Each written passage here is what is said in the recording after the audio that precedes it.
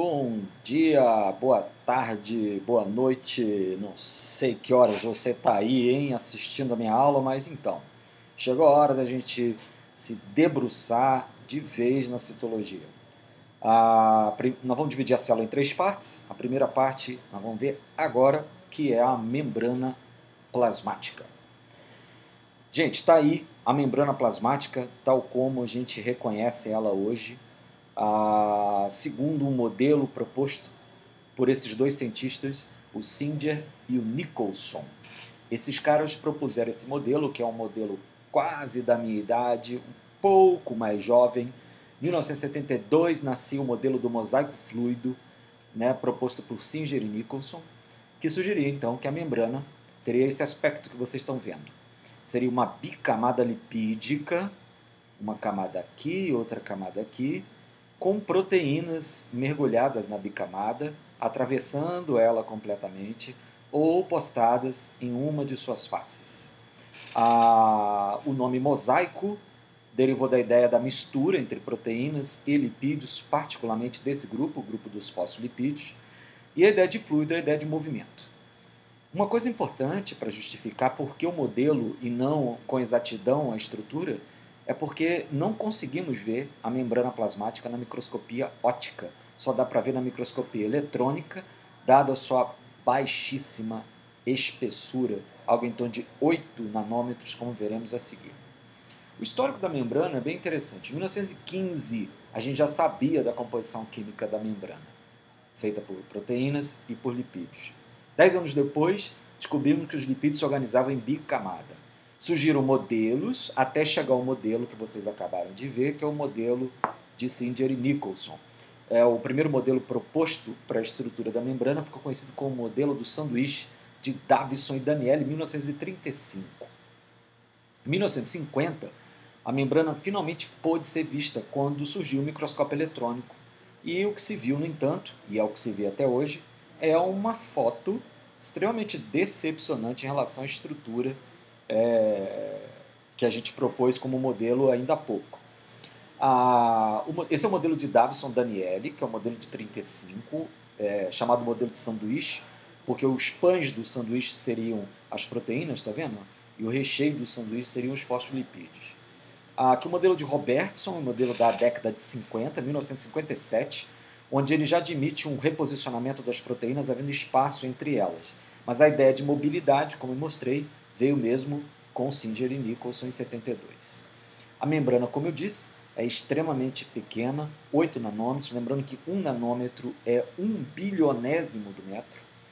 A composição é lipoproteica, essencialmente, podendo acontecer lipídios de outras naturezas que não fosfolipídio, como o caso de colesterol, mas isso quando ocorre só nas células animais, e eventualmente pode haver carboidratos se ligando tanto à parte lipídica quanto à parte proteica. Aqui isso foi um experimento importante, né, o que provou que as proteínas eram móveis na membrana plasmática. Eles conseguiram usar um truque onde eles marcaram de vermelho, como vocês estão vendo aqui, as proteínas de camundongo, marcaram com verde as proteínas humanas, conseguiram fazer uma fusão entre as duas células e depois de algum tempo, incubada a 37 graus, como vocês estão vendo aqui, ó, por cerca de 40 minutos, as proteínas se misturaram. Né? Isso quer dizer que elas se moveram. Isso quer dizer que o mosaico é fluido. A variação dos componentes é grande. Né? A gente tem aí desde uma maioria lipídica quanto uma maioria proteica. No entanto, a maioria das a maioria das membranas tem uma disposição paritária, ou seja, quase igual entre proteínas e lipídios, 50% para cada uma delas. Bom, aqui vocês estão vendo o lipídio principal da membrana, que é o chamado fosfolipídio. Por que ele é chamado de fosfolipídio? Ele é um triglicerídeo variado porque cada cauda dessa aqui é um ácido graxo. Você vê que aqui é um ácido graxo insaturado, tá vendo? A ligação dupla faz essa flexão da molécula aqui, ó. Esse aqui não tem a insaturação, é um ácido graxo saturado. Bom, mas de toda forma são dois ácidos graxos. O terceiro ácido graxo, que formaria então um triglicerídeo, não existe. No lugar dele entra um fosfato, que faz essa região da molécula ficar hidrofílica, a região da cabeça, onde se concentra o fosfato, e toda essa região biocaudal hidrofóbica, pela natureza apolar da sua constituição. Eventualmente, como eu falei, em células animais pode haver uma interposição de colesterol. O colesterol garante uma certa integridade para a membrana e, ao mesmo tempo, garante uma certa fluidez para ela. Isso é importante, entre outras coisas, porque o colesterol ele tem uma visão muito, vamos dizer assim, vilipendiada pela imprensa, ou seja, muito ruim, né? Ele é uma figura quase que não grata, vamos dizer assim, na dieta humana, segundo a imprensa, não muito esclarecida e meio preguiçosa. O que acontece, na verdade, o colesterol é uma substância importante. Vocês estão vendo que ele entra na composição da membrana plasmática, e não é só isso não. Tá? Mais para frente a gente vai ver outras funções do colesterol como sendo precursor de moléculas importantes para o corpo. As proteínas, gente, ou elas são integrais ou elas são periféricas. Por exemplo, essa é uma proteína integral. Por quê? Porque ela perpassa por toda a membrana. A periférica fica postada apenas de uma das faces. Deixa eu voltar aqui para vocês verem aqui, por exemplo. Aqui dá para ver essa proteína, por exemplo, ela é uma proteína periférica, tá vendo? Ela está postada só em uma das faces. As proteínas são de incrível importância para a fisiologia da membrana. A membrana não é só uma estrutura de cobertura, ela é uma estrutura com uma série de funções dinâmicas, porque está ligada com transporte molecular, como a gente vai ver daqui a pouco, funções enzimáticas, recepção de estímulos, reconhecimento entre células e ainda manutenção de adesão entre células próximas. Né? Aqui a função de transporte, por exemplo. Vocês estão vendo aí uma proteína de membrana, né, uma aquaporina, tá? Uma proteína de transporte que é efetivamente para o transporte de água, por isso tem esse nome de aquaporina. Aqui vocês estão vendo uma função de adesão, você vê gametas que se fundem porque tem uma adesão na superfície. Tá? Isso aqui é uma uvófita, é um dos filos de algas verdes, e aqui vocês estão vendo também uma junção em esponja, em poríferos. As proteínas podem funcionar como receptores, como no caso da transmissão do impulso nervoso. Você está vendo aqui um receptor. Tá? Eu botei aqui um receptor ionotrópico, porque está ligado com a questão da passagem do sódio lá para despolarização da membrana quando a gente estiver falando de impulso nervoso. Bom, as membranas podem estar cobertas por estruturas adicionais. Uma muito comum é o glicocálix, uma estrutura feita de carboidratos, por isso recebe esse prefixo glico, cuja função varia. Pode estar ligado com adesão, reconhecimento e até mesmo proteção física e proteção química da célula. Até porque você vê que o carboidrato que fica aqui, ele fica nessa disposição, né, criando um arvoredo, vamos colocar assim, sobre a membrana. Aqui um envoltório bem frequente, que é a parede celular, que faz revestimento e proteção física e sustentação para a célula. Muito corrente, como eu disse, aparece nos vegetais, nos fungos, nas algas, nas bactérias e nas arqueias. Agora, a constituição química de uma forma muito variável, como vocês estão vendo. Os vegetais, por exemplo, usualmente, como foi anterior, é a celulose, mas também a gente pode encontrar esses outros materiais na composição, que são suberina e lignina. Nos fungos, essa parede celular é constituída de quitina. Nas algas, de celulose, embora possa ter outras composições associadas. Nas bactérias, uma substância mista de proteína e carboidrato chamada peptídeo glicano. E as arqueias, que são compostas, tem parede celular composta por um material parecido com peptídeo glicano, chamado, no entanto, de pseudo-peptídeo glicano. Muitas membranas apresentam variações de forma e que apontam, sinalizam certas funções especiais em decorrência disso. Aqui um caso específico de dobras da membrana, chamadas microvelocidades, que são importantes para a absorção de nutrientes. Muito bem. As membranas, no entanto, elas são muito exploradas nas provas pelo papel transportador que elas têm. E esse papel transportador está muito ligado com uma propriedade das membranas, a chamada semipermeabilidade, ou também chamada de permeabilidade seletiva, que constitui no quê? A membrana deixa algumas coisas passar através dela, mas nem tudo.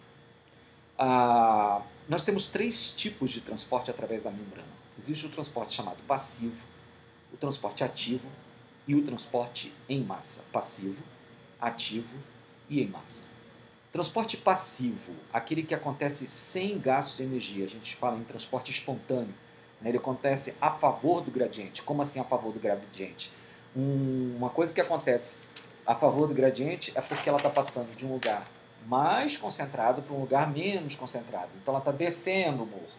Né? Como ela desce o morro, a gente acaba dizendo que não tem efetivamente um gasto de energia. São vários exemplos de transporte passivo. Um dos mais importantes é a difusão simples, que é, como o nome está dizendo, uma simples passagem através da membrana, especificamente da bicamada lipídica, em direção à substância, à solução menos concentrada. Isso aqui é um exemplo do transporte que se dá na zona pulmonar. Isso aqui é o alvéolo pulmonar, isso aqui é um capilar, tá vendo? O oxigênio está entrando no sangue, que está aqui no capilar, por difusão simples. Aqui a osmose é a passagem de água, ou, se quiserem, e é mais geral, passagem de solvente em direção à solução mais concentrada. Você vê que tem uma situação inusitada na osmose, porque, você vê, essa solução aqui, ela está menos concentrada, tá vendo? E essa está mais concentrada. O soluto é o que está em verde. A tendência, por difusão simples, era que esse verde passasse para cá. Mas como a membrana é semipermeável, isso não acontece. De modo que, para compensar isso, de uma certa maneira, a molécula de água passa a deslocar para onde tem menos dela. Por isso gasta energia, pessoal, não. E a difusão facilitada? A difusão facilitada é aquela que acontece através da membrana, através de uma proteína. Então a difusão é dita facilitada por quê? Porque se dá através de uma proteína. E essa proteína garante a difusão facilitada, faz com que ela se dê, mas sem gasto de energia. Afinal de contas é difusão. Você vê que a partícula vermelha ela está entrando, tem mais fora do que dentro, ela está indo para onde tem menos dela, ela está descendo o ovo, mas com a ajuda de uma proteína, aqui no caso um canal. Transporte ativo gasta energia, isso aqui é a bomba de sódio e potássio, importantíssima para a formação do impulso nervoso, e a bomba de sódio e potássio está ligada com a manutenção de polaridade na célula, uma coisa muito fundamental, que a gente também vai ver na aula de impulso nervoso. Gastou energia, pessoal, o transporte é dito ativo. E por fim, o transporte que a gente chama em massa, transporte em grande quantidade. Se ele acontecer para dentro, o processo é chamado de endocitose. Se ele acontecer para fora, é exocitose. As endocitoses são a fagocitose, entrada de grandes partículas, e a pinocitose, que é a entrada de partículas menores. Mas entrou endocitose, entrou partículas grandes, fagocitose, entrou partículas um pouco menores, pinocitose. Fagocitose e pinocitose, portanto, são formas de endocitose. Exocitose é a saída de partículas. Aí depende da utilidade dessas partículas. Se as partículas que saem são inúteis, a gente fala inúteis, a gente fala em plasmocitose. Tocou um negócio aqui, não devia, lamentável, hein? E aqui, secreção é a saída de partículas que são úteis, como acontece, por exemplo, com os neurônios quando liberam neurotransmissores, ou acontece com as glândulas, por exemplo, quando elas secretam hormônios. Pessoal, isso aí foi membrana plasmática. Fui!